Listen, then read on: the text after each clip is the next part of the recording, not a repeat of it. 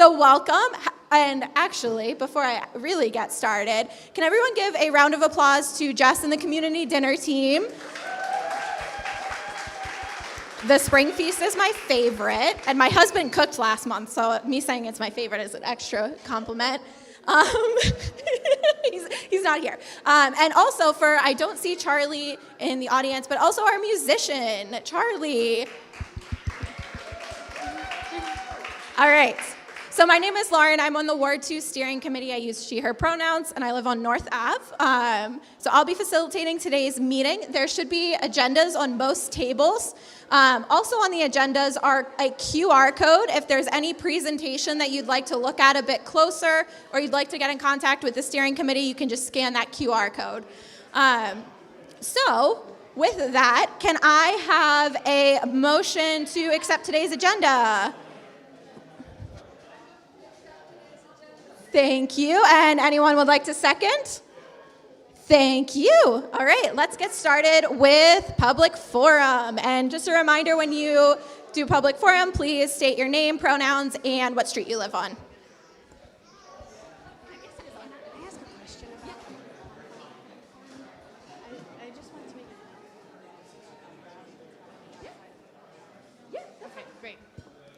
Hi, everyone. My name is Alyssa Brita. I live in Ward 2. My pronouns are she, they. And I just wanted to bring to everyone's attention something that's happening tomorrow morning from, I believe, 8:30 a.m. to 9:30 a.m. At the Federal Building at 11 Elmwood. It's the building that's attached to the post office. There's a court hearing happening for a person named Rumeysa Öztürk.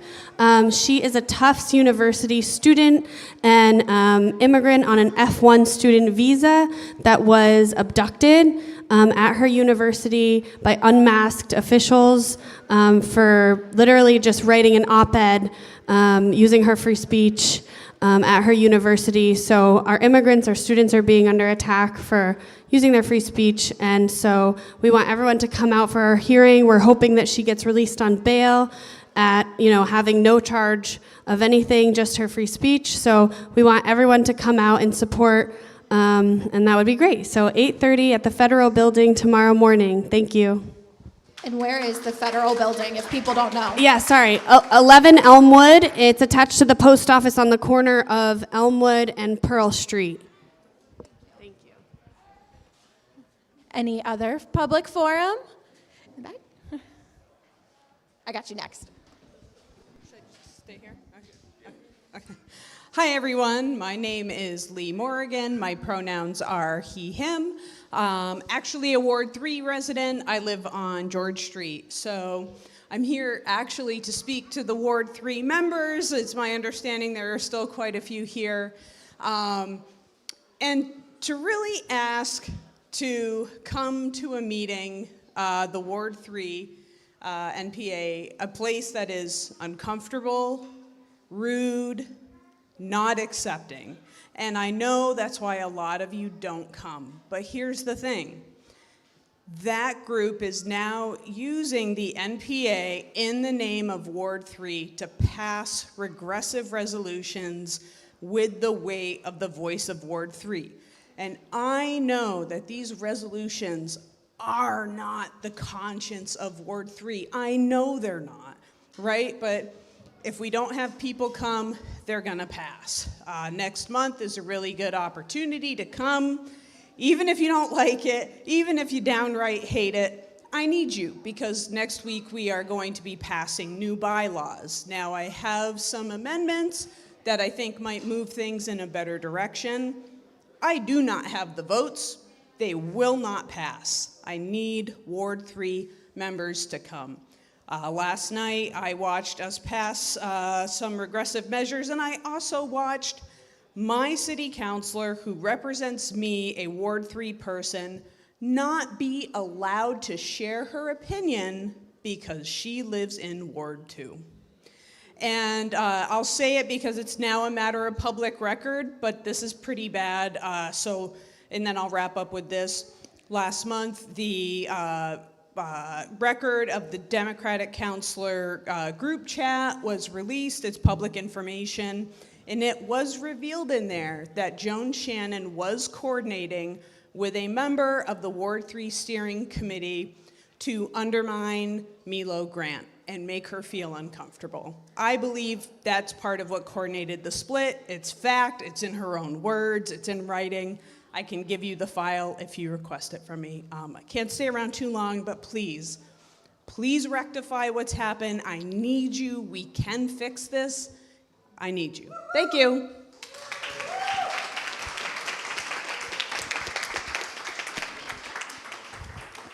Hello, everyone. My name is Stephen Brown, and me and my wife Jane are on the steering committees for Wards 4 and 7, and I've served for a year. I'm a chef, and I've been cooking for Wards 4 and 7, and I wanted to learn from you guys. This room has been amazing tonight to see, really amazing, and thank you for this. I want to come learn from Ward 2. Last month, we adopted the resolution to work closer with NPA and with City Council, and I want to build the world a better, make the world a better place, and I have recently taken Mercy Connections Vermont Community Leadership class, and I'm on a mission to cook for the whole city. So I would like, in the future, to work towards a all wards barbecue once a year where we get everyone from all of the NPAs to come together for a party, and that's my mission. So, and I'm on the subcommittee now. I volunteer for the subcommittee on getting the NPAs to work together. And so I hope, hopefully that happens. So thank you very much.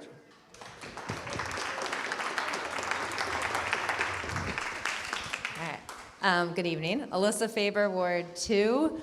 On Friday, May 30th, there is going to be a trout parade in this neighborhood. Both Ward 3 and Ward 2 definitely welcome to see it. The students from Sustainability Academy are celebrating their trout and marching down the streets to Battery Park, where they're going to have a big pageant about trout. And it's joyful and it's fun, and they've learned a lot, so please go. Will they be dressed up as trouts? Every grade has a different stage of the trout life cycle, so you will learn about everything to do with trout. Lots of costumes, lots of music, yes. Amazing. Thank you. What's the date? It starts at noon. Noon on May 31st? May 30th. Noon on May 30th. All right, I think we have time for one more item, and I see the microphone. T-R-O-U-T? T-R-O-U-T? Thank you.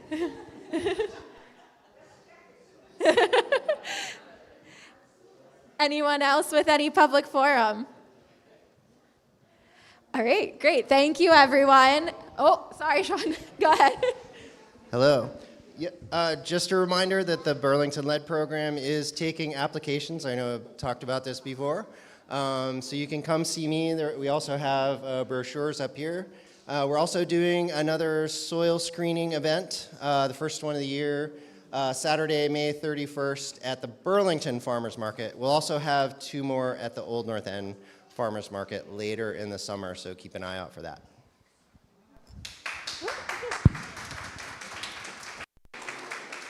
All right, thank you, everyone. So let us get started with our first agenda item. So we do, in the theme, we're talking about a couple Ward 3 things, but the steering committee thought it was important because it's still in the Old North End. We have Brent Alvarez from Smith Alvarez and, Sinkowitz. I hope I pronounced that correctly, architects, talking about a proposed development on 77, 83, and 91 North Winooski. And I do want to highlight that they will be sharing some slides, and they will be available if you scan the QR code on the agendas at your table. If you have any issues with that, let me know, but you can follow along with the slides, and we'll provide them as well.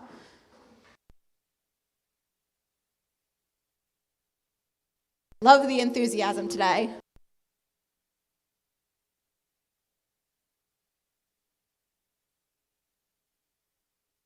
Welcome. We will start in a couple minutes once we get connected.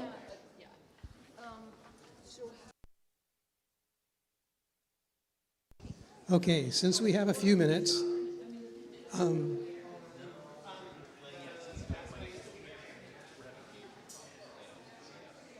Since we have a few minutes, I just wanted to mention a couple things.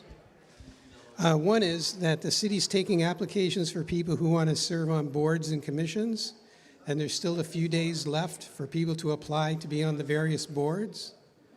And so you just take out this very simplistic application. So I guess the first thing you do is you would go to the city website, and you're going to look for vacancies on boards and commissions. And if one of them interests you, you fill out this very simple form. And then in a week or two or so, the city council will consider it. So there's still time to do that. The deadline is May 14. So if anybody wants an application to get on a board or a commission, I have some applications here. So it's a good way to get involved in city government. It's a good way to affect your neighborhood and your community. So please consider doing that. Another thing that I've been, since I have a minute, so I'm really pushing this thing about getting people to work at the polls.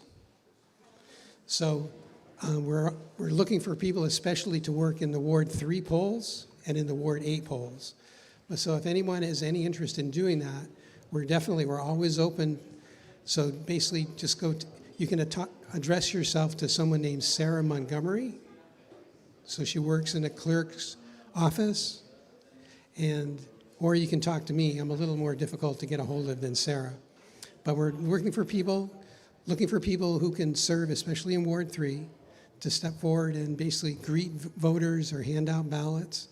If people want to get trained as a ward clerk or as an inspector of elections, so in each ward you have 4 elected officials, 3 inspectors and 1 ward clerk, and I'm very happy to basically stay with you the whole day on town meeting day and show you how to do everything. So you don't be afraid of being a ward clerk or an inspector, because it's not as hard as it looks. It's just time demanding, because on town meeting day, you need to be at the polls from 6 o'clock in the morning until 10 o'clock at night.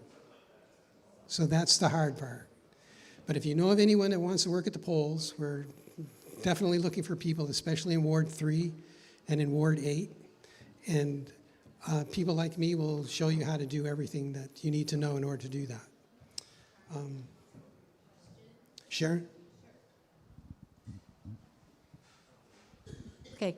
Do you have to be part of Ward 3 to be the poll worker for Ward 3? Do you have to be in Ward 3? Okay, so technically you're supposed to be a resident of Ward 3. However, I'm a resident of Ward 2, and I've been heavily involved in running the elections in Ward 3. So the city council keeps appointing me either as the ward clerk or an inspector of election, even though I live in Ward 2. If you are interested in being an assistant poll official, that's the person who basically greets you at the door. That's the person who hands you your ballot, that sort of thing. You can, no matter where you live in the city, you can work at any polling place. You don't need the permission of the city council. When I want to be a ward clerk or an inspector in a different ward, I have to get the permission of the city to do that, okay, which they're pretty happy to do. So those are the 2 things I wanted to mention. There's still time to sign up for boards and commissions. And please consider being a polling official next March. So anytime between now and then, talk to the clerk's office. They'll be very happy to talk to you and sign you up to work at the polls. And do we still have more time? Okay, so actually, if there's a forum over here, let me talk to you about something a little more controversial. Only like 1 or 2 more minutes, Charlie. Okay. We're almost there. Okay, so there's something controversial that's coming up that we're going to be discussing in Ward 2 here and in all the other wards. So there's planning for a site selection for an overdose prevention center in Burlington. So it's going to be very controversial, and so that's why they're coming and they're making presentations at all the NPAs. So basically just pay attention to that when you hear about it and try to get all the information you can about it. It's an attempt to address It's an attempt to address some of the drug issues that we see a lot of people suffering from in Burlington. So, are we close? We're done. Oh, you're done? Okay. We're almost there. Thank you. I saw, thank you, Charlie. And thank you, everyone, for your patience. We're just working through some tech issues. They happen, right? So, and thank you, Shawnee, for handling these. So we are just getting the presentation up. And like I said, it is in the agenda if you'd like to follow along or reference back later. Yeah, but I will now officially pass the mic over to Bren, and who can tell us more about this project. Thank you.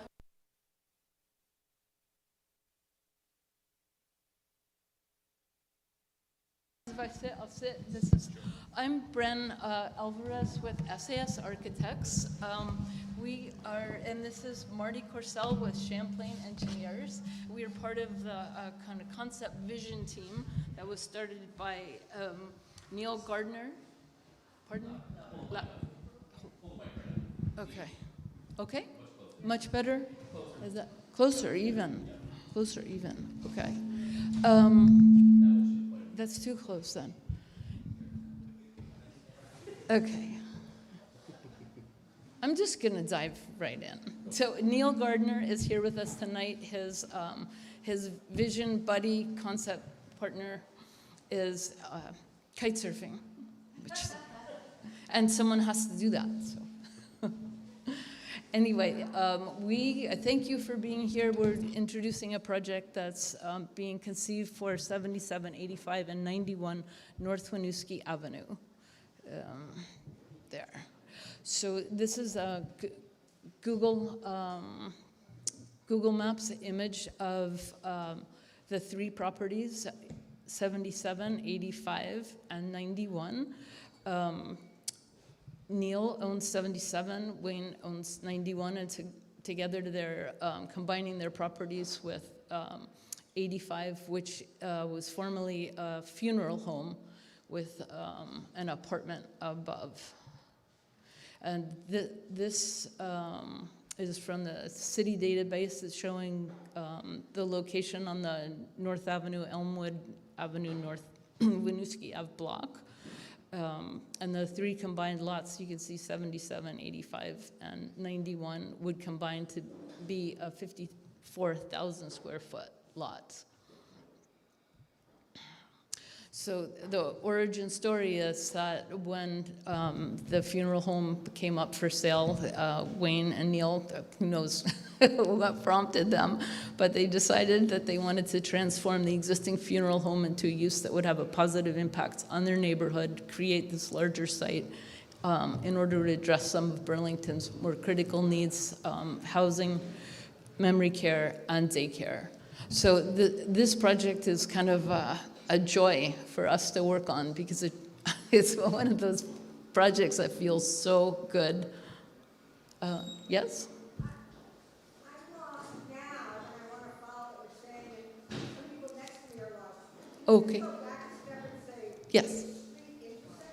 Oh, yes, absolutely. So this is North Winooski Avenue here. This yellow square is the three properties, and then this is a larger view of them. Oh, Grant Street is farther to the south, and it's yes, thank you. Bushy and Pritchard. Mm-hmm. Bushy and Pritchard, you can still, yeah. It's halfway between North Street and Grant Street on the lake side to the west side. That's pretty.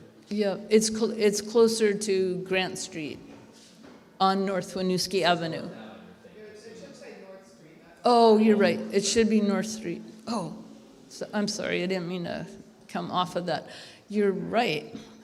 It's amazing how many times you can review something and still miss it. Okay.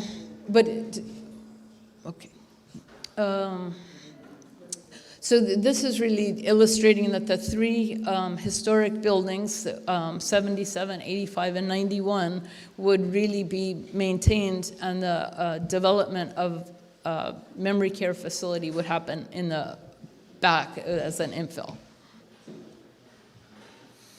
So the vision is to create a multi-generational village featuring a 50-bed memory care assisted living residence with on-site daycare and on-site staff housing, and our working title is Dolores.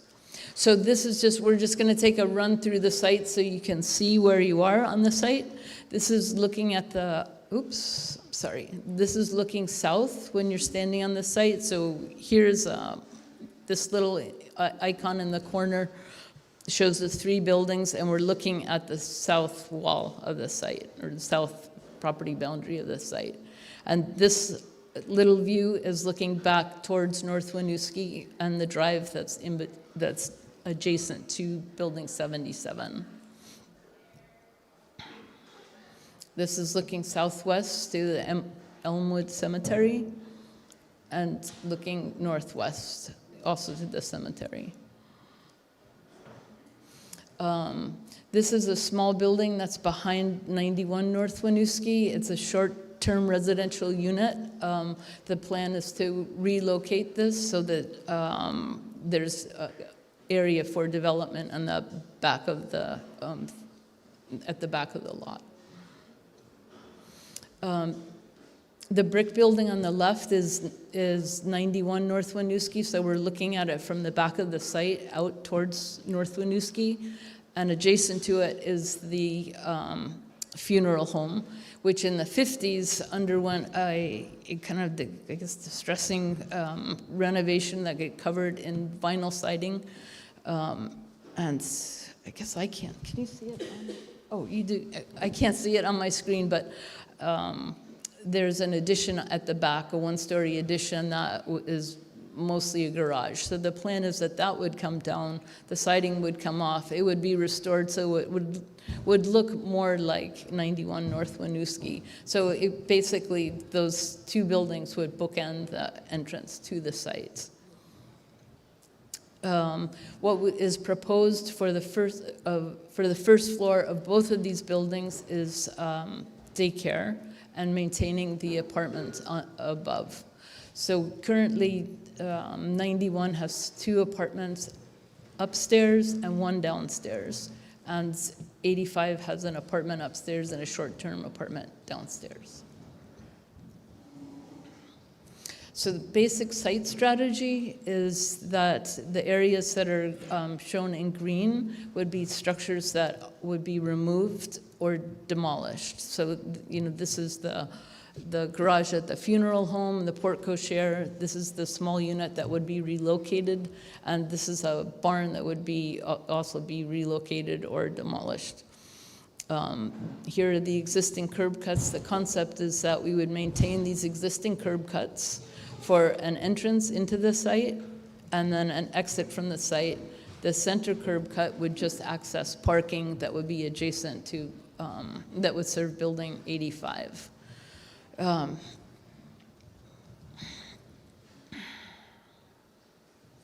So this is a very conceptual site plan. It looks at what's involved in creating a 50-bed memory care facility. For the most, it's a 3-story building. The upper 2 floors are just residential rooms with a nursing station, med tech, and each floor has its own like kitchen and den and lounge recreation space. And the main part of the primary use of the main floor is really activity space, dining halls, solarium, activity areas where people are encouraged to not be in their rooms but to participate in the activities. The building's oriented to the west and the south so that we can develop a beautiful lawn and yard area with pollinator gardens and actually maybe vegetable gardens with loop walks so that residents are free to go out and wander on their own in a secure environment. The footprint of the building is a little bit smaller than the main floor plate above. So this, where the cursor is, this area is covered, and that provides service and emergency entrance that's separate from the main entrance to the building. There's bike facility for bike storage and staff entrance on this side of the building. This courtyard area has a drop-off canopy covered drop-off area so that you have the convenience of being able to just access the building directly from the porch. There's lobby and welcoming kind of in-out area that's dedicated to admin space. And then the bulk of the space is dining hall and food service and outside porch. The food service happens at the back end of the building, so it's pretty well concealed from the street. And this is the site exit. So building 77 here has 7 apartments, and those would be maintained. And then, as I mentioned, the daycare and apartment or staff housing is at the center building, and apartments and daycare at 91. So the drop-off area for the daycare would be here or on the street. This is just really to kind of reinforce the idea that daycare is kind of so needed in Burlington. The quirk in zoning that we discovered is that it's a conditional use in a residential area. So this would, while it would be something that would serve the neighborhood would need to want to have daycare in order for it to be part of the project. And then the second zoning quirk is that the new construction is limited to 1,800 square feet. So if you looked at 1,800 square feet on 3 individual lots, you have about 5,400 square feet. And if you are able to rebuild the structure that's removed or demolished and aggregate those areas, you have approximately the footprint of the proposed assisted living residence. However, that's not currently allowed, and we understand that City Council is currently voting on whether the square footage minimum or maximum could be adjusted. And since assisted living is an allowable use, it seems like it's a desirable use, and hopefully there'll be an avenue to allow it to happen by having this, at least this project reviewed and can scrutinize so that building of that size could be built and have a positive impact on the neighborhood. In terms of coverage and height and setbacks, the project is in conformance with zoning. So this is, a reminder that there's a significant need for assisted living and memory care in Chittenden County and actually in the entire nation. Vermont seems to be aging out faster than many other states. We've never done a memory care project before, so we're working with consultants, and for a new memory care residence, kind of the sweet spot is between 40 and 60 beds. If it's any smaller than 40, you just don't have enough critical mass, and you don't want to go over 60 just because it would be too chaotic.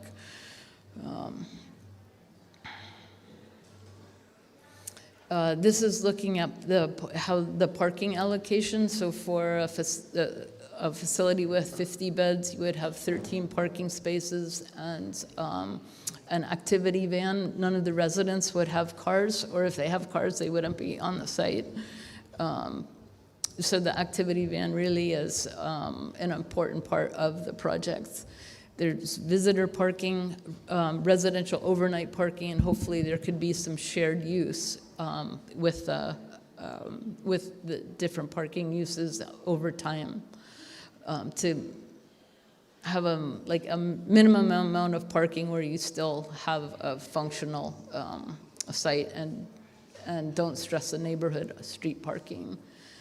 I'm going to let you talk about the coverage and the next slide. This is a transportation proximity map, so it shows, let's say, starting with Fabio, Garth, and Dot, are car share cars that are in the vicinity. We'd like to propose Dolores would be at our site. There are 3 bus lines that have bus stops right around this block. From the New North End, from the city center loop and Winooski, and then the bus terminal's here, and Marketplace parking garage is here. So it feels like there are alternatives to like personal vehicle parking on the site. And our hope is to help create a walkable, sustainable neighborhood. This is a view of the project in bird's eye view, so you understand the scale of the project, but you also see that from the road, from walking, the building is quite far back, removed from the street, and a kind of a courtyard space is created behind the 3 historic buildings and the new facility. And then this is just a closer view of the courtyard.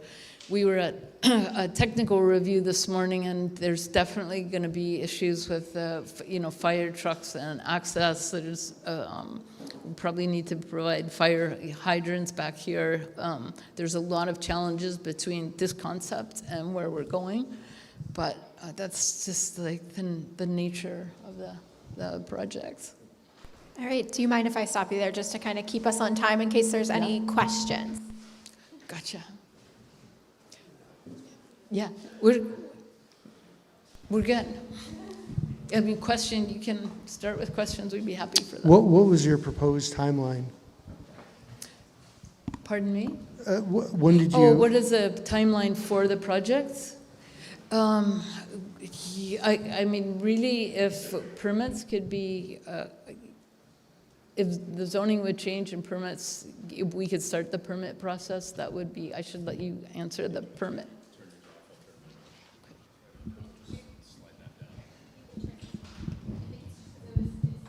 Oh, okay.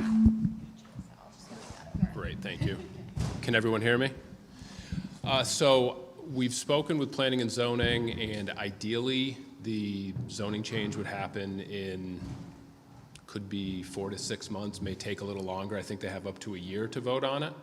Then the permit process itself, with the city process, we will have a sketch plan application, then there will be the site plan and conditional use application.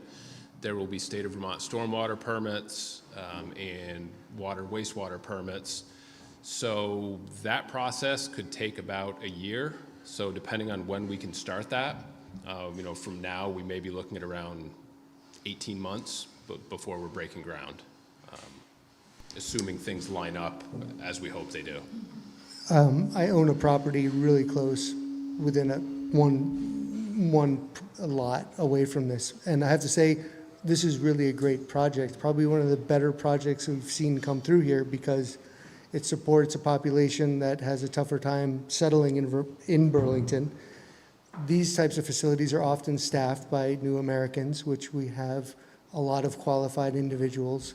And I happen to know the property owners of both of these, and Neil owns a property right behind me where I live, and he's done a great job. And Wayne I know for other activities, and they've both done a great job of actually maintaining the properties. And I'm more worried that this project like this won't happen because it is so needed. I think we probably have time we'll try and get through the next 3. I saw 3 hands quickly, if possible, just to keep us relatively on time with the agenda. Yeah. Quick question on the daycare. Is that for children or elder daycare? The daycare is proposed for children. But the truth is, I suppose that's something that could be, researched and considered. There's definitely a need for childcare, for sure.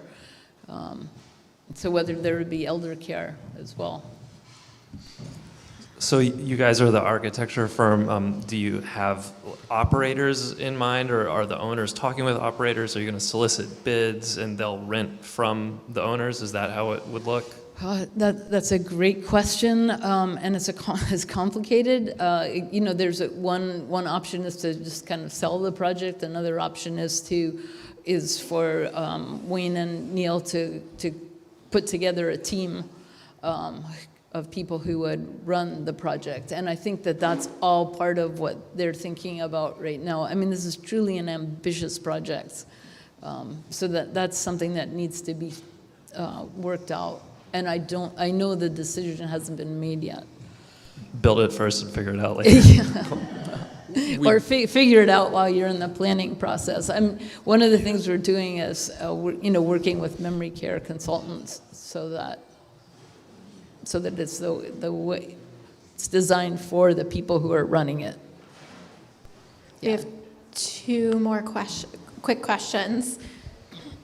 Hi, I'm Jane. My question would be, have the three people that own those properties, whoever they are, have they agreed? Has this property been sold already? I mean, I looked it up on the website. I went and Googled all these addresses, and I can still see that it seems like the funeral home is still open, and Gardner Realty owns one property, and the other one says it's not for sale. So my question is there an agreement with the three property owners? Yes, there's two owners that between them own the three properties currently. The funeral home was recently purchased, but they are owned by the folks we're working for and who came up with this concept. Okay, and who are those three people? Or who are those people? So it's Neil Gardner, who's here. You're Neil Gardner, okay. And Wayne Nelson. And Wayne Nelson. Okay, so they've come up with this idea. At the end of this all, who's going to be the one running these centers? I mean, it's really important to me who is operating these centers, because it can be really crappy if you don't have good ownership and people who are running a memory care or a daycare or all that stuff. Sure, so that's similar to the previous question that was asked, and that's all being evaluated right now. There are memory care consultants who are working with the owners to kind of evaluate what the best way to do that is. Would they hire people to run them, or would they more have I'm wondering if they're going to sell agency? it when it's all done to somebody else. That was my question. Yeah, it's up in the air at this point. It's being evaluated. Thank you. I think it sounds great and something we desperately need for sure. I've worked with older adults most of my life, so I'm really glad that you're getting consultants about that, because the memory care part is hugely important, as well as the daycare is. And so with North Winooski being all one-way traffic, that's one of my not really a concern, but I'm sure that that's been taken into consideration, because that makes it a really different space to get in and out of and add that much traffic to that street. And then my other quick thing is, I know that Patrick knows, which is great, but does the rest of the neighborhood know just right there? Because that seems very important. It would be good to let all of the neighbors know that that's what the plan is. Thanks. Oh. Yeah, and I believe Wayne has contacted all the neighbors before this meeting. So there's a regulation that all the neighbors are contacted, say 15 days in advance of this meeting, and we'll also present to the Ward 3, because it was my mistake in thinking this project is in Ward 2. It's not. It's Ward 3, but ultimately we decided, well, this is going to basically benefit the Old North End, so we'll include both. Yeah. All right. Thank you both. Do you mind if I leave your contact information in the meeting minutes in case anybody else thinks of any questions? Yeah, no, please do. All right. Great. Thank you for your time and your questions. Yes. Yeah.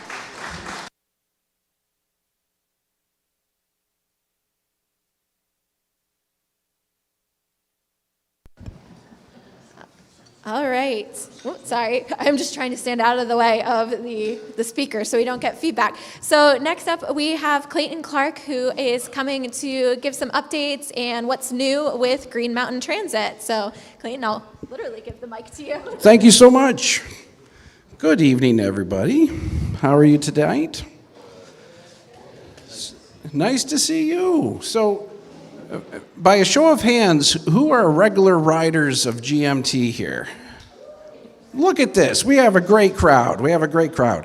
So, other than the number 8 going through the Old North End, what routes do you use the most? Route 2, number 2. 5 Pine Street. 9 Winooski. 7. It's good to see you. I should say, we have an outstanding current GMT employee with Chris here, so that if there's any questions that require intelligence in answering, I'll be referring those to Chris. And we have an outstanding past GMT employee with Liz, so good to see you, Liz. So, okay, wait a second, I got lost. Who here is you the 7? 7, man, we get a lot of 7s. 11, excellent. Although, hopefully you're not going to the airport. Because, yep. I ride multiple buses. Mm-hmm. The 5, the 7, the 9, and the 2. Pretty much every week. I hope that's not all at the same day. Some of them are. Oh, that's a tough day. That is a tough day. Was that the 9? Getting into Winooski. So, first off, I'm ecstatic because so many times when I come and talk places, maybe a couple people ride the bus. And I've never seen so many raise their hands, and so I'm much more excited about talking to people who actually use the service than folks that it's just a concept that they know it's out there, that public transit is somehow available, but it doesn't impact them.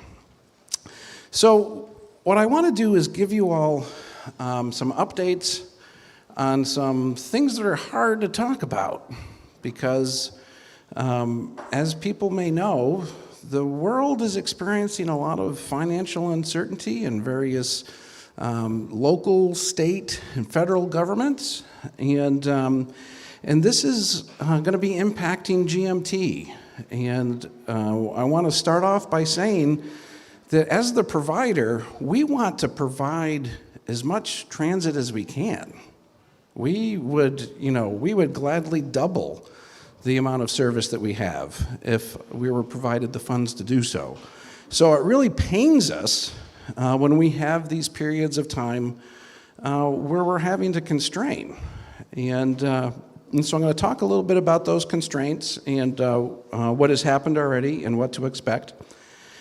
And I also want to let you know that GMT as we know it is likely going to look very different in the next 18 months. Because right now, GMT is one of there's only 2 transit agencies outside of California that operates both urban transit and rural transit. And GMT is one of those.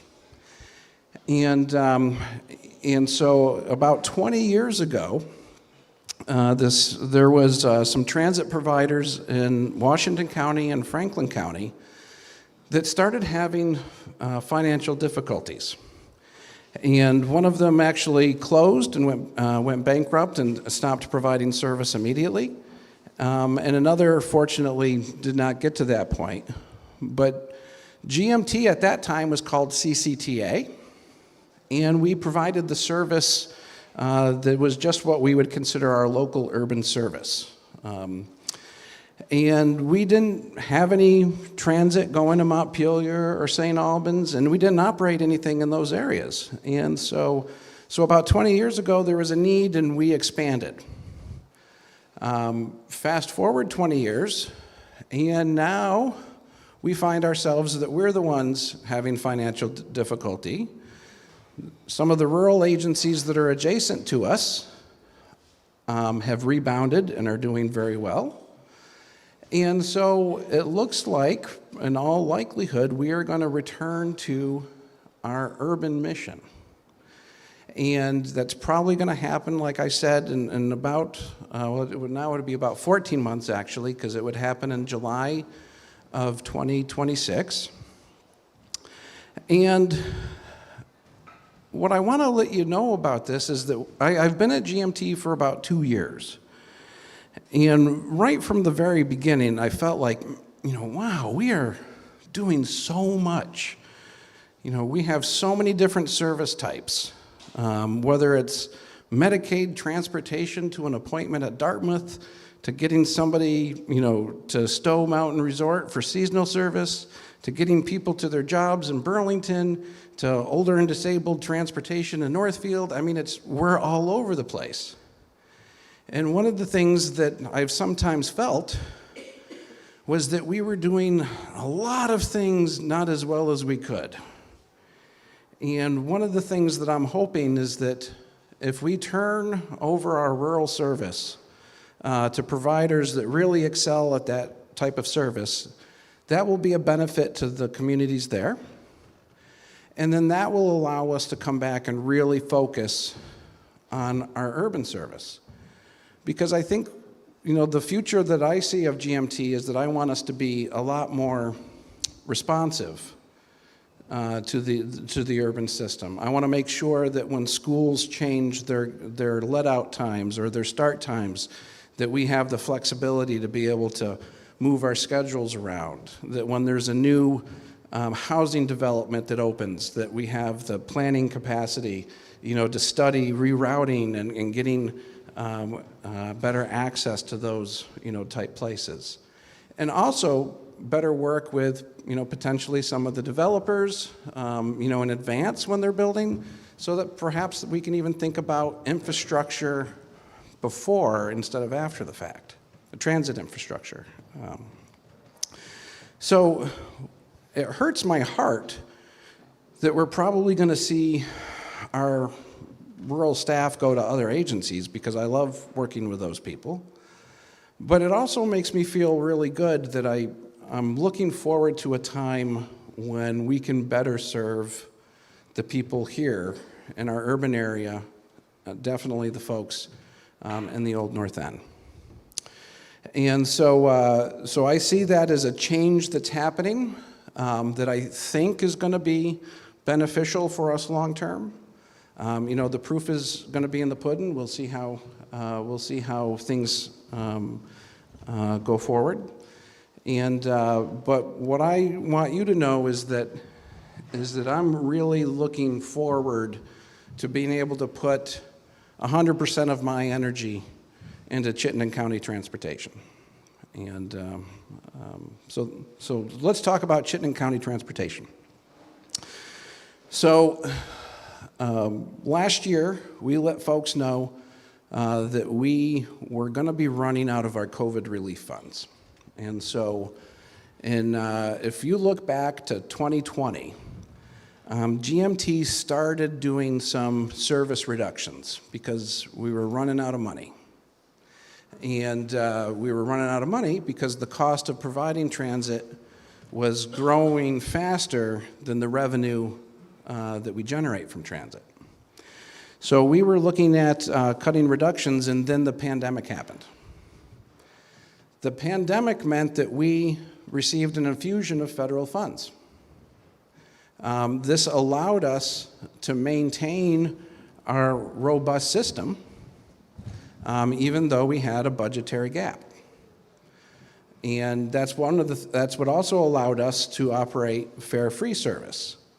And that fare-free service, which started out as an infection control measure, because, hey, we wanted to limit the interactions and touching of things, between a driver and a rider. But we liked the progressiveness of that. We liked that there was no barrier for people to be able to use our transit to get around. And so, unfortunately, the problem when you operate at a deficit and the funds that you're using to fill that deficit don't grow, they eventually run out. And so we know that those funds are going to be running out in the next 12 months. That's why we needed to, before the beginning of our next fiscal year that starts in July, to reduce our costs. And so one of the things that we did is that we've already reduced our annual service costs by about $1 million a year. Now, I will tell you that I think that most of that service that we eliminated was probably service that economically we needed to. But here's the problem.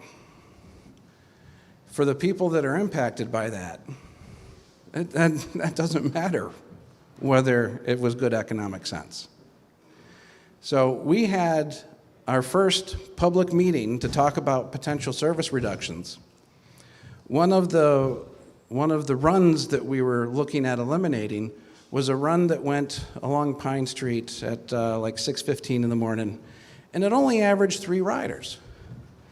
And sure enough, at that first public meeting was one of those 3 riders who told us about how much more difficult his day was going to be, if he wasn't able to make his connection at the downtown transit center, if this went away. And that was really eye-opening to me that, we can't think about this as an economist. We have to think about this as people first, And so when I say that we've reduced our service by $1 million, I'm not proud of that. I'm not happy that we did that. It's something that we needed to do, but it's we think that it's in the wrong direction. Looking forward, we have about a $3 million gap for the next year. Now, my hope is that we hear a lot of folks at the State House talk about the fact that their budget cycles are just 1 year ahead. And so they tell us that they see that we're approaching this cliff, and that they know that there needs to be an intervention in order for us not to go over it.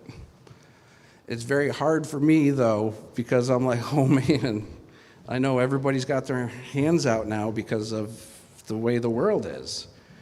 And I really hope that we are able to not have anywhere near that $3 million worth of service being cut. Because that would really make GMT, a GMT that, was the GMT of the 90s. We wouldn't have, very much service outside of our core service. I don't know if we would still be able to go to Montpelier and St. Albans. I think that beyond our core routes, we would struggle to be able to operate them. And so part of my pitch to you all tonight is that you all have power with your vote, power with your feet, and so let your elected leadership, and by this I mean the state legislators, know that this is something that matters to you, so that next year when they're going to be voting on our budget, that they find that $3 million. And it just so happens that there's a legislator in this district that seems to have some role of importance in the House that perhaps could be swayed, and so she'll probably listen to a constituent more than me, because I'm just a money-grubbing bureaucrat, and I'm proud of that. Thank you. So, but enough of that. I do want to let folks know about some changes that are going to be happening, changes with the number 8. One of the things that we're going to be doing with the number 8 is moving to an hourly service on that. This is something that we already did for Saturdays, and we started that in December. But that will be happening, I believe, this summer. We will end up having it go to both Fern Hill and Macaulay Square, so that where in the past when it was 30 minutes it would alternate, and now it will go to both locations on the same trip. So I want to say I'm sorry that that's going to be not as frequent. I'm glad that we were able to save it, because that was one of the routes that we thought potentially we would have to cut entirely. And I should say, I do need to thank VTrans, because we would have had to have cut about $700,000 more if they hadn't given us some additional funds this year. And had they not done that, I'm not sure that we would have been able to keep the 8. And so even though it's a reduction, I'm really glad that we were able to keep that route. One of the other things that we're going to be doing is that we're going to be instituting a summer schedule for the first time. And so one of the things that we noticed with our ridership is that our July ridership is frequently half the ridership of an October or November. And so one of the things, and we also have the most overtime use in the summertime, because that's when our staff wants to go on vacation. And so those staff that remain are working long hours, which means that it's one of the most expensive times for us to operate, ironically, when we're moving the fewest people. And so we are going to be moving to a reduced summer schedule that would be a bit more like what the Saturday schedule would be like. That means that the 20-minute service on the main trunk lines will be 30-minute service, so it'll be slightly less frequent. And similarly, some of the other routes, like the number 5, the Pine Street, instead of operating every 30 minutes, it'll be every hour.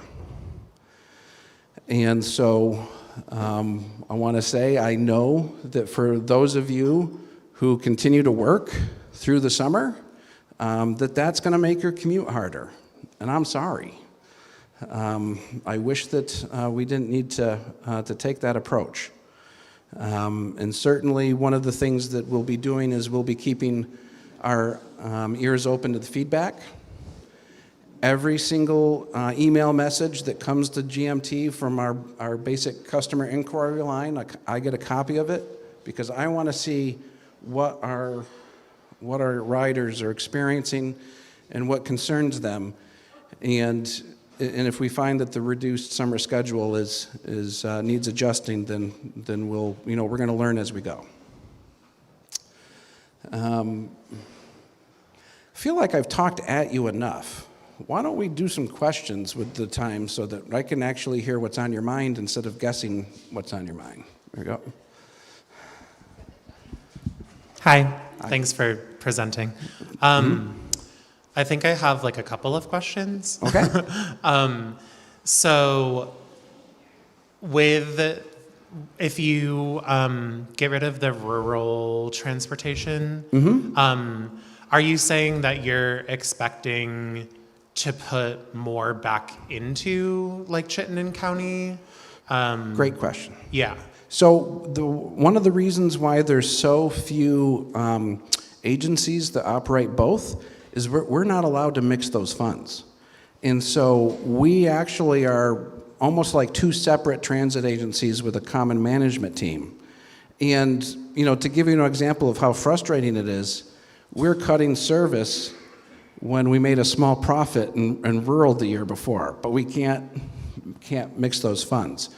So that transfer should be neutral to the urban budget. And one of the things that we are looking at very carefully, though, is making sure that there's $300,000 a year that we're allowed to transfer from rural to urban. That's the max. And that's the only, that's able to transfer. And where VTrans has given us assurances that they will fill that gap if the transfer goes through. So it won't impact urban. It won't generate more funds for us or less funds. Okay. Also, when did you say that the summer schedule was proposed to start? Chris, do we have a date yet? June 16th. And how long will it run? August 26th. And that was for all of the local routes are going to go down to an hour? I think that, Chris, do you want to run through? You know how I said that if there was any hard questions, I was sending them to Chris? I wasn't lying. So for the summer schedule, the routes 1, 2, 6, and 7 will go from every 20 minutes to every 30 minutes during the 6 a.m. to 6 p.m. time frame. That's the only ones that are sort of being reduced. The Pine Street is not moving to hourly on the weekdays. Sorry. That's that the weekend only? That's only the weekend. I'm yeah. sorry. I'm sorry. In addition to the summer schedule that Clayton mentioned, on Sundays, the Route 5 and 6 is going to be combined to sort of create a south end circulator, and then the Route 7 and 8 is going to be combined to sort of be a north end circulator, going out to North Ave, coming back, and then going through the old North End and coming back to the transit center. Those two routes on Sundays will go to every 90 minutes instead of every hour. I'll just add also, my name is Chris Damiani. I'm the Director of Planning at GMT. I also am a Ward 2 resident. I live around the corner on Rose Street. So I have other meetings that I can't come to this as often as I'd like. Yep. And Chris is a diehard transit rider with us, and so there's nobody. Well, first off, he's probably the smartest person at GMT. Maybe Matt. It's hard to tell. Don't be angry. Don't be angry, Chris. But nobody understands transit in the state as well as Chris Damiani, as far as I'm concerned, when it comes to transit planning. Question? Oh, I'm sorry. I'm going to let you direct because I'm bad at it. Hi, Clark. Thanks for the presentation. Yep. Sorry. That's okay. How many people call you Clark? Many. Yeah. Yes. Thanks. No. Yes. So I am involved in other big issues like housing and healthcare and education in the legislature, and I know what it's like these days to compete for the state budget.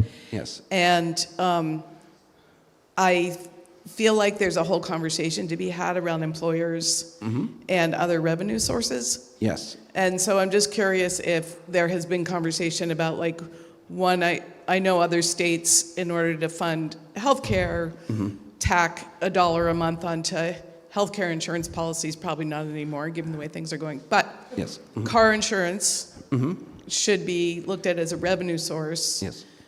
Even 50 cents a month as a transit fund. So that's a question. And then secondly, employers and, kind of doing the reverse kind of surveying, not what route to use, but who do you work for, and building the case to go to the employers in the way that the Route 1 was established. Yes, so a couple things there.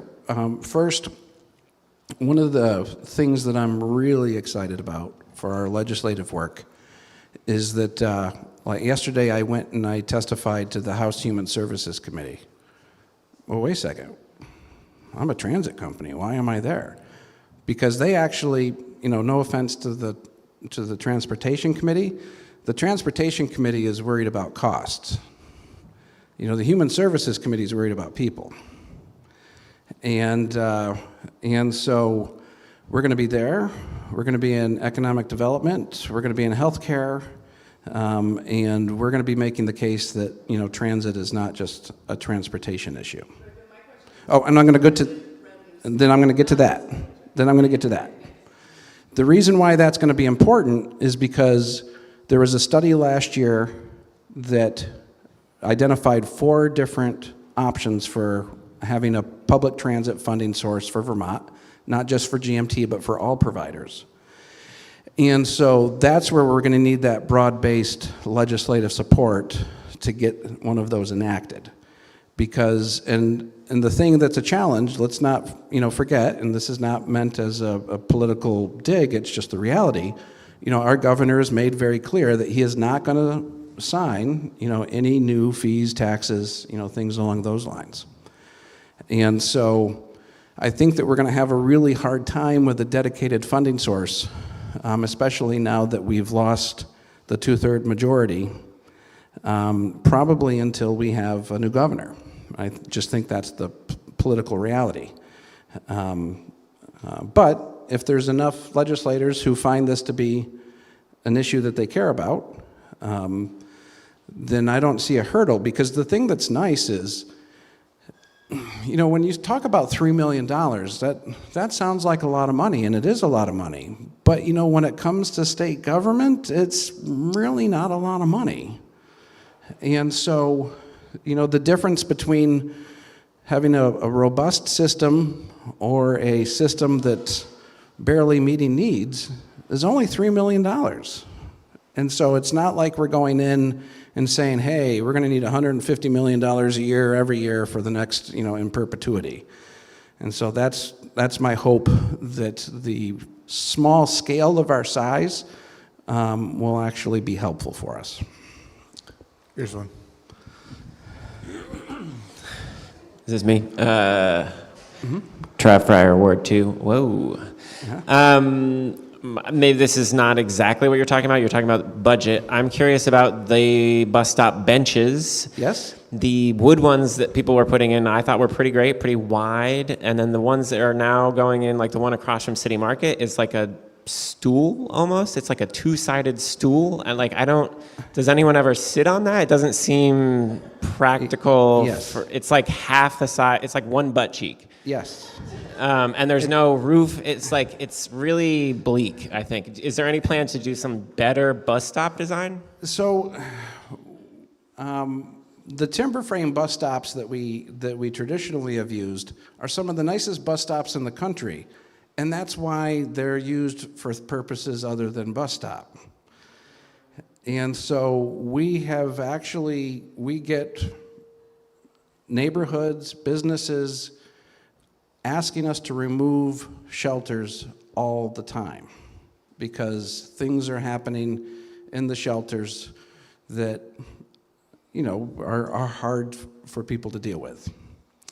The new half a butt cheek on each side of something that you can't sleep on design is not one I'm crazy about, but at least it provides something, and it's a compromise for those places where, because you cannot sleep in that on that. I mean, that's essentially what it's designed for, which is unfortunate. Yeah. And, but,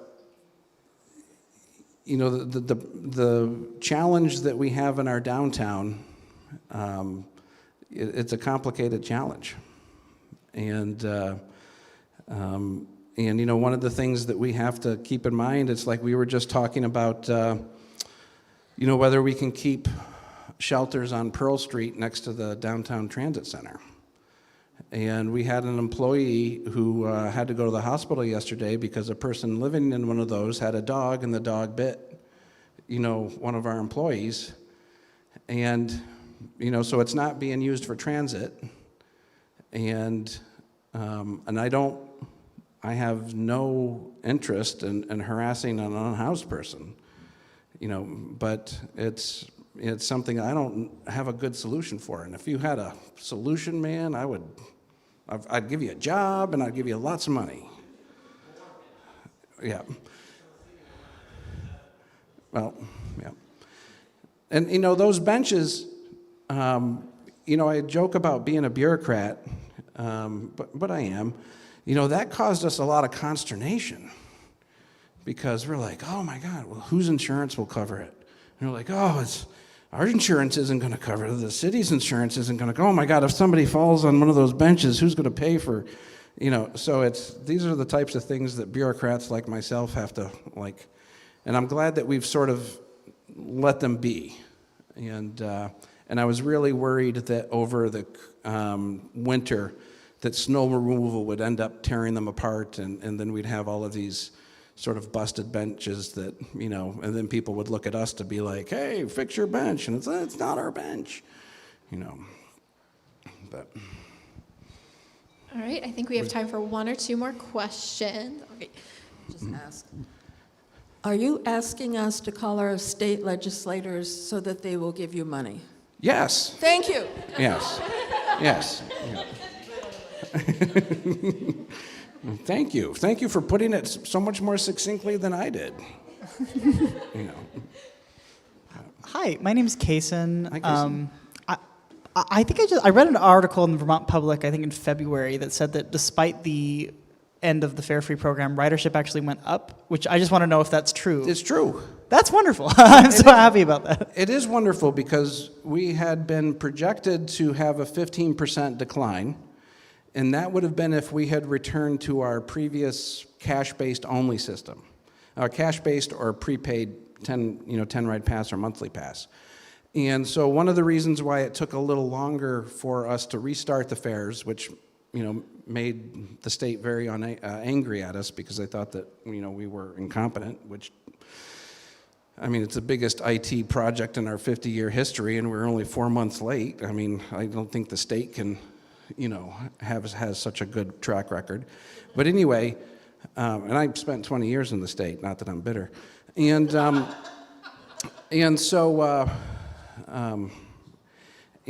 so, gee, I was too busy making jokes, and I forgot where I was headed. Which direction am I going? Yeah. There was an increase in ridership despite the fare. And so with our new fare system, it allows the different options. And so my hope is that that's why we didn't see the decrease, because even though returning to fares was hard, that the payment options were more flexible. Yeah. I really appreciate the time talking with you all tonight. I also appreciate you all not beating me up too much, because it's not reducing service is not what we want to be doing, and you have every right to be upset for having your service not be as good as you think it should be. So thank you, and we love the bus. Thank you. Thank you so much, Clayton. All right, so our last agenda item today is we are joined by Mr. Brian Pine, who is here to talk about some housing development updates. And just a note, I know CEDO covers a lot of things. Brian takes care of a lot of things, but we want to kind of keep the conversation around housing today. All right? Thank you. Thanks, Brian. Oh, actually, one more thing. Go ahead. Sorry, I totally forgot one thing that I wanted to say. We put out the door prize name thing a little bit late today, so it is out on the back table. We do have a door prize today, so please be sure to fill out and stay until the end. You only win if you're here at the end when we call your name. Okay, thanks, Brian. Great, thank you. So as Lauren said, I'm Brian Pine. I'm the director of CEDO, which stands for Community and Economic Development Office. I'm going to run through some slides. I'll be quick since this is the last thing on the agenda. I'm going to focus on housing development that's happening or about to happen. There's so much more in the housing discussion around what we like to say the 3 Ps. This is the production P, and the 3 Ps of the city's progressive housing agenda since Bernie was mayor have been production of new, affordable housing. The market usually takes care of itself. Preservation of existing housing, and protection of our vulnerable community members. And I'll talk really about production tonight, but the other 2 Ps matter greatly, and we can't ignore them. I just wanted to mention that. So next slide, Shawnee. This, I want to just point out, was the VFW on the South Winooski Avenue, and a partnership between our office, Champlain Housing Trust, and the Veterans of Foreign War. The Howard Plant Post have worked for years to make this become a reality. It got an initial first infusion from Senator Sanders, congressionally directed spending, used to be called earmarks, used to be called pork. We got some, so we were lucky. That allowed this project to go from a concept to where it is now. It's under construction. It will be completed late 2025, early 26. And when it's completed, there'll be 38 affordable apartments. As you can see here, the breakdown of units. I want to brag about the first floor commercial because it's our Community Justice Center, which will have its first permanent home in its 28-year history. And there will be a space for the VFW. They won't have quite the place to have big parties and bar type events, but they'll have a smaller place to gather. And that's what they needed, and that's what they wanted, but they get life tenancy as well because this was their property. 8 units dedicated to folks who are moving out of homelessness. When we talk about the Elmwood shelter and the pods and the work that other shelter providers do, it's the bridge to something, and this is the something that folks will move to. 5 of those are targeted to veterans, so there's a I think a pretty neat connection there. Next slide. Cambrian Way, I'm just talking about the affordable component of Cambrian Rise, and that's the project which used to be Burlington College, used to be St. Joseph's Orphanage. It's on North Avenue, across from a Shell or some sort of station there. Yeah, the Shell station. So this is the next phase, and this hasn't been started yet, but it's the Champlain Housing Trust Evernorth partnership is creating the affordable rental apartments, and that's done through a thing called the Low Income Housing Tax Credit, which is just a long bureaucratic title from the federal government that gives basically money that doesn't have to be paid back because the investor that puts their money into this gets a tax benefit through the tax code, not through the affordable housing. So it doesn't require the affordable housing to kick off cash to pay them back. It's a pretty cool way, but it's actually a very inefficient way to generate affordable housing, but it's the only thing we have. So that's federal program. There's a mix there. 8 of those units are dedicated to folks coming out of homelessness. The Shell Beach condos is a pretty amazing thing to have happen because it's really difficult to put together the financing to do affordable condominiums. And when I say affordable, I don't have exact price ranges, but it's around the high 100s to low 200s for a sale price on condos, which is unheard of today. You're not going to find that in this market. It's just not going to be something you'll find. The Champlain Housing Trust is doing that one by themselves because Evernorth doesn't do home ownership. And this is a super complicated financing structure called the New Market Tax Credits, where they had to create a company that gets these tax credits, and they are the developer as this company set up just to do this, and they use those credits to write down the cost of the development for these homes to make them affordable. The city's putting in about close to almost $3 million of city housing trust fund dollars and federal funds into this project, about $2.5 million into the previous project, which was the post apartments. So significant city investment, but we're just one piece in a huge puzzle of what makes these projects feasible. Next slide. City's not putting any money into this, but it's the former YMCA on College Street, which in this photo doesn't have any graffiti. Pretty amazing. So they can do amazing things with photos. And you'll see the building that will be built attached to the Y. So from the front, this is what you will see. On the back, what used to be the pool, which is sort of a big rectangular addition on the back of the building, will be gone, and it will be a new building, basically. And almost 80 apartments, so 79 apartments. This is being developed by a private developer. They will, and this is unknown for sure which will happen, for the affordable housing requirement, which is also known as inclusionary housing.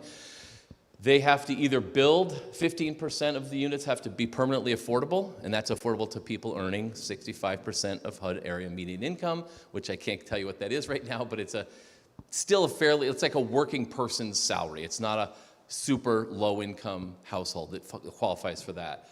But if they don't build them there, they have to pay into the city's housing trust fund, and my personal opinion, that fee is way too low and it needs to be adjusted, and the mayor is committed to doing that, but that has not been implemented yet. So the fee right now is, I think, insufficient for what it should be to create affordable housing. That is used to then fund those projects we just saw on those previous slides. Money from the Housing Trust Fund goes to those projects. That's what happens when a developer pays in as opposed to building their units on site. So, next slide. This is one that you never even know it's because it's in an alleyway. It's behind Flatbread, basically. And it's a one Lawson Lane. It's an adaptive reuse of what was offices. It used to be VEIC, I think, used to be in this building. A bunch of others used to be here. So offices are done. We're not in development, and we won't see it in our downtown. The office market has basically fallen apart. There's very little demand for office space. Some of the buildings don't lend themselves to housing because they're these great big boxes, and how do you get light and ventilation into the middle of them? So they're not great for housing conversions because it's really not habitable and decent places to live, but this one is going to, I think, be really, really nice. They will have to build their affordable units within this project, so this is going to have 15% of the total of the 33 new units will be permanently affordable. Next slide. City Place is coming to a close on the south building. It will open in July. The south building, as you can see, is a small number of housing units. I think that adds up to like 53 or so. And there's quite a bit of hotel space there, 161 hotel rooms. There'll be a retail component, pretty significant one on the ground floor. There'll be a restaurant and a few other retail establishments. So this is just the portion that faces Bank Street. And they're beginning the construction on the steel to the part that faces St. Paul and Cherry and Pine. A much bigger part is just referred to as the North Building. I think I have a slide of that one next. Let's go to that one. So the key thing here is this will be a much larger number of housing units, 300 housing units. And this is when this component is built, they expect to have it done by spring of 27, so 2 years from now.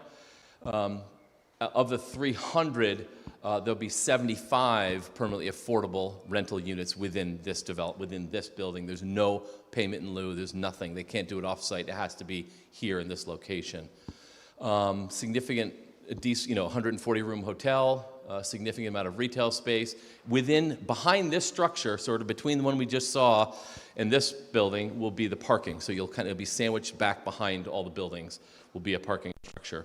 And the public improvements are happening as we speak, which are really the reconnecting of the streets, but also putting everything underground that you need to have the infrastructure to run this, to operate a city. Next. This is a future project. This is not today. This is the existing building that's there now, which is a state office building built in 1993. It's a very large structure, but it's only 3 stories. And a sad fact is the state of Vermont has owned this. They hired a developer to build it. The developer built it decently well, but the state didn't follow any of the maintenance regimen, sort of the schedule of what you need to do to maintain it. And so the garage that has 300 parking spaces below this building is a structure of steel that has completely failed. It's not structurally sound. It can't even hold this building much longer. So this will be torn down. I guarantee the next buyer will tear this thing down. And because the housing demand is so significant, it will probably be a residential building with ground floor commercial is what the zoning requires. You have ground floor commercial. So you can't just do residential, but that'll be a mixed use project. They've encountered some, I talked to the broker today just to get an update, and they've encountered some environmental contamination in the soil beneath. So there's going to be some cleanup needed, which could slow things down, but that's the nature of urban soils, unfortunately. There was a dry cleaner, there was a gas station here, there was a lot of other things. So they're dealing with those historic things that we did when pollution occurred without any regulation at all. That's about 250 housing units if it goes forward. Next one is another Kaysen thinks this is good, I guess. Okay, so this one was controversial. It took a couple of years to get through a legal process. The demolition of this building did not please advocates, and I know folks won't be happy if the trees come down. I can't say what will happen to the trees on this site. I can say that this species of trees was planted in the late 70s, and they're expected to have about a 50-year lifespan, so they're starting to show signs of failure anyway. So there's probably a likelihood that many, if not all, the trees will probably come down by the development of this property. So this is the cathedral. Well, it stopped being a cathedral, I think, in 2018, and they went through the process to develop 200 to 300 homes will probably end up here on this property. It's a big, big parcel of land, I mean, our homes are apartments. I mean, apartments are homes, so, but won't be single-family homes. We won't be seeing that downtown. Definitely not. No. Next, I think this is sort of just a quick overshot of overview of what the neighborhood code has been talked about a lot, and it was brought to NPAs over and over again. All that meant was we're going to make it easier to do infill, which just means build something where you can squeeze it in behind a building or in a shed or in a garage, or in this case, this is on North Ave, corner here, and there's an empty parking lot. This one keeps going in and out, I think. Yeah, maybe the battery. Yeah. All right. So the changes to the city's zoning code, which allows for neighborhood code development, has resulted in about 32 housing units to be approved over the last 18 months, which is a decent number. Only 11 of those are actually under construction. There's reasons for that. There are some challenges with a lot of the, when you build something like an accessory dwelling unit toward the rear of your property, it's too far from the street, and so you need to put a sprinkler in, and the sprinkler systems require sufficient pressure, which often means putting in a whole new water line all the way to the back. So there's real code barriers for making these projects feasible, and that's why neighborhood code, I think, still has some challenges. But I think we'll see more requests. People are looking at properties. There's one on North Street, which used to be the Nepalese market. I think it was called Himalayan, maybe. It's been boarded. It's had stuff over the windows for a while, across from Dion's. Yeah, it might have been Everest. Is that what it's called? So they're looking at doing a redevelopment that would have some more units added to the back of that building. I think total of maybe 8 or 9 units. So these neighborhood code are smaller infill projects. They're not massive. They're 1 or 2 units, but up to 5 or 6 perhaps in the end. So I think we're going to probably see more neighborhood code projects coming forward. And I don't know if I have anything after this other than questions. Oh, here we go. Oh, I wanted to mention this tool, VHIP. If you're interested in looking at the idea of an accessory dwelling unit, VHIP stands for the Vermont Housing Improvement Program. 2.0 is a really good one, I guess, because that's what you do when you call something 2.0. And it's managed by Champlain Housing Trust in this area. So if you want more information, but this is the list of what you can use the loans for. And they are structured as loans. There's some forgiveness based on your performance and if you maintain it in code compliance. And if you rent at affordable rent levels, you get forgiveness. But if you just are straight market, you're going to pay the money back, basically. That's the deal. One more slide, I think. Is there one more slide? Let's see. Yeah, there we go. How much funding can you get? So up to 30 grand per unit for rehab of 0 to 2 bedroom units, and for rehab of 3+ bedroom units, and creation of accessory dwelling units. There are certain criteria that you have to meet, so you'd have to check out the CHD website. But this is actually, anyone can access this. This isn't like big developers or housing professionals. This is a fairly user-friendly program that's actually pretty popular across Vermont, statewide program. And after that, I think it's time for questions.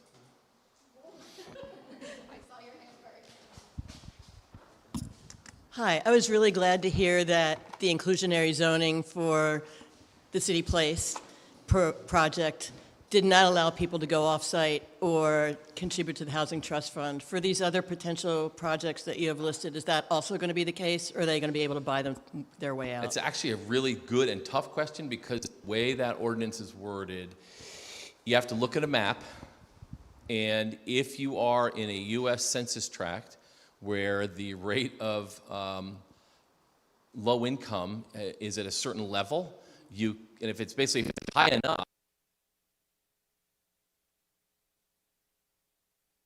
a high income, you cannot opt out. So it's, in other words, it's sort of the idea of inclusion, that if you have a higher income area, we're not going to let you pay into the trust fund. And are those numbers updated when they move? Oh yeah, they're updated. Well, yes, they're updated basically when they permit the project. Whatever map is in effect from the U.S. Census at that time, the data that feeds the map then is what you use. So that's what you have. Yeah. Do you have a number for the total new units expected within? All of these are within maybe the next 5 years, and so and also like how the total number of units reflects the number of total new people in the city. And is this like a 10% increase in our population or something like that? No, I didn't talk about ones that are in the future because we don't yet have plans, but I should mention Memorial Block and the South End, which is it's called CCORD, which is just an acronym because it's quicker than South End Coordinated Redevelopment. So that's like 3 different owners, City of Burlington, Champlain College, and a group that calls themselves Ride Your Bike, which is just another name for the hula group, really. There is about 1,200 to 1,400 housing units. I didn't add these up today, so I didn't do that for you. Sadly, though, part of our reason why we have such a housing crisis, and this is like the demographics lesson, is household rates of household formation. People form households much, much, much later, and they're likely to have much smaller families today than we did historically. And so even though population has stayed level, the need for housing has increased significantly. We need far more housing units to house the same number of people because people are generally living alone or maybe with one other person. We're not seeing just, and if you look at waiting lists, sadly, waiting lists for housing are 1 bedrooms and some 2s, very few 3s and 4s. So you're not actually expecting much of a population increase? It's hard to know. That's tough to say. I would say it's some, but there's so much pent-up demand and need right now that it could just meet that instead of much growth. Do you have any type of distribution of like when these different units are going to be coming online? Like, is there any sort of like graphic for that posted anywhere? No, that Okay. would be, no, that's not something we have. Okay. But the city does have a housing dashboard where lots of data is kept, and that's through OpenGov. I don't know if people use that or not, but it's an incredible data source. And Nancy Stetson is a data scientist extraordinaire, and she puts everything in there, so you can get pretty much everything there. Okay. Oh, yeah.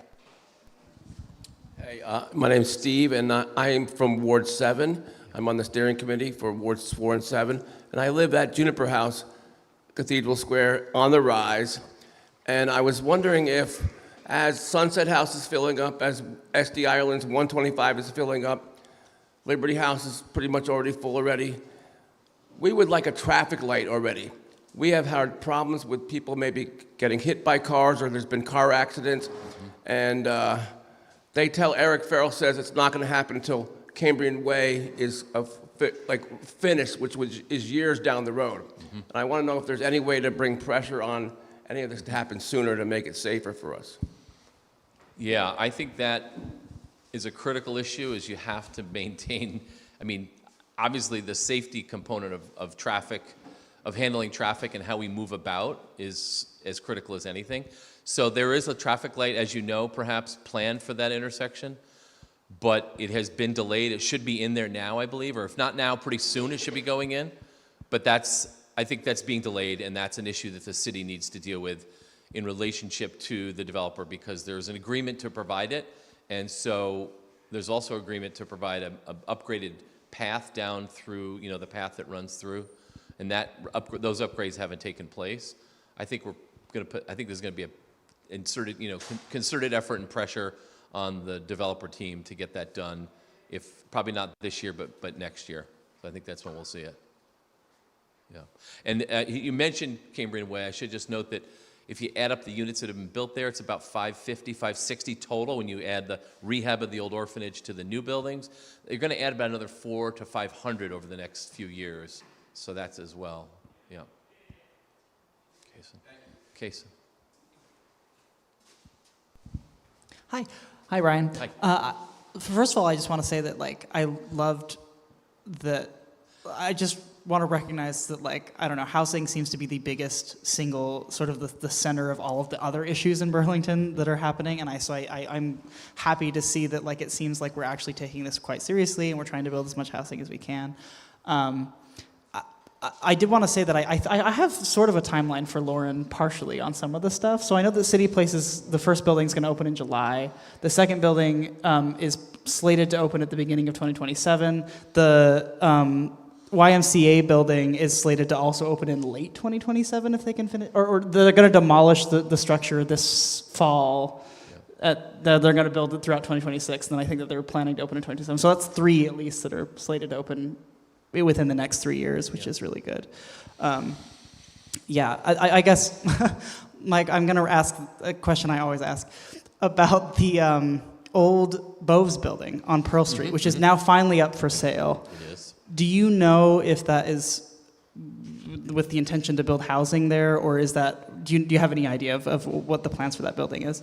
That's a private property, except for the fact the city actually still owns the parking lot. So behind that building, or I should say sort of to the east of that building, is a city-owned parking lot where you'll see meters back there. It's very sort of, it's been there. It's a legacy parking lot that used to be there for other reasons, for businesses that needed it.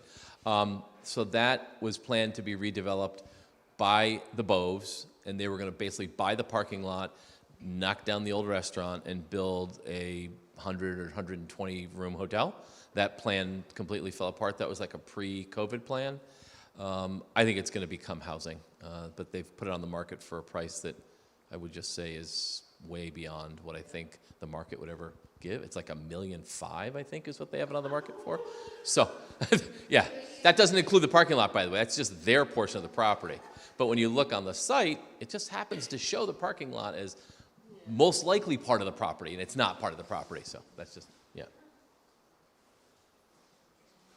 It's a good thing that they're not the ones who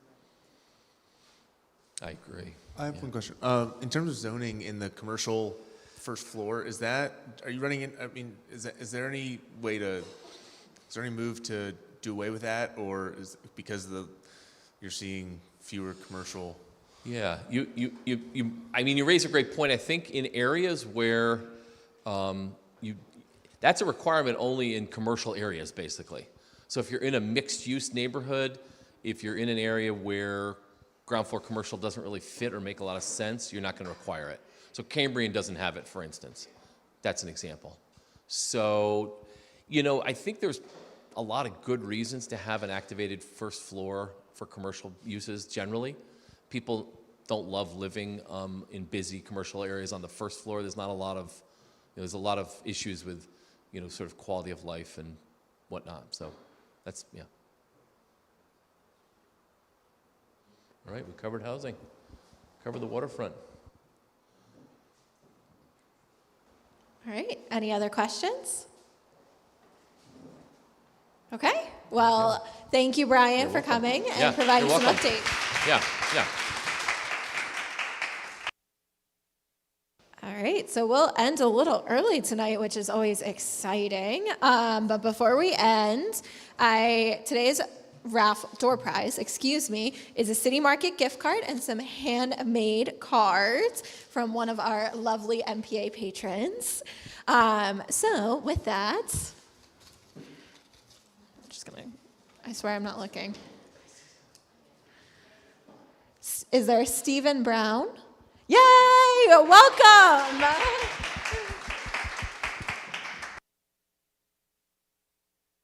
Thank you, everyone. We will be meeting here again in 1 month on June 12th. And if you have any questions in the meantime, please reach out to the steering committee. Otherwise, see you next month.